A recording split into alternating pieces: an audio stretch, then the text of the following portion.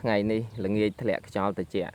មានអារម្មណ៍ស្រស់ស្រាយចង់ជិះមករំលឹកមេរៀនចាស់មើលទៅទិដ្ឋភាពភូមិសាស្ត្រដែលយើងធ្លាប់ដឹកគោខ្វៀលគោបលែងរត់លេងជាមួយមិត្តភ័ក្តិឥឡូវរត់ចោលឯងបាត់អស់មិនដឹងទៅណាមានគ្រួសារខ្លះឆ្លងដែនឆ្លងខេត្តឆ្លងប្រទេសទៅកូរ៉េទៅជប៉ុនទៅខេត្តផ្សេង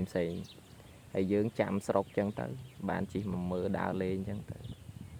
អានេះវាស្រែពីមុនដែលធ្លាប់តែមានទួលតូចទួលធំដេញគោមកទៅខ្មោចលងខ្មោចអីណារត់ប្រសេកប្រសាចឥឡូវអត់មានទេវាលឆ្ងោកនៅសល់ដើមថ្នោតប្រមាណជួរ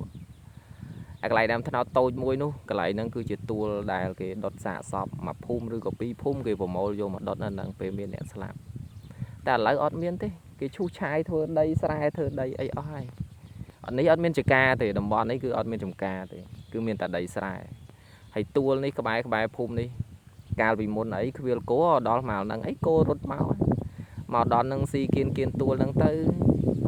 ជាក់បន្តិចទៀតវាដើរទៅផ្ទះរៀងខ្លួនអីចឹងទៅហើយដល់ពេលឥឡូវយើងមកមើលអត់មានអីមួយទេហ្មងគោម្នាក់គេឈប់ប្រើអស់ហើយកាលមុនគេមានគោទឹមភ្ជួរស្រែអីចឹងទៅគេចេះចិញ្ចឹមណាហើយដល់ពេលឥឡូវគេឈប់ប្រើអាគោស៊ីស្មៅផឹកទឹកហ្នឹងហើយគេប្រើតែអាគោផឹកទឹកតែមួយមុខអាហ្នឹងវាស្រួលជាងហើយមនុស្សក៏លែងសូវនៅស្រុកដែរឥឡូវគេទៅ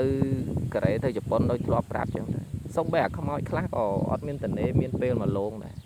បែបហើវបាច់ទៅកូរ៉េបាត់អស់ទុកតែវាស្រែលហលហេវចឹងទៅ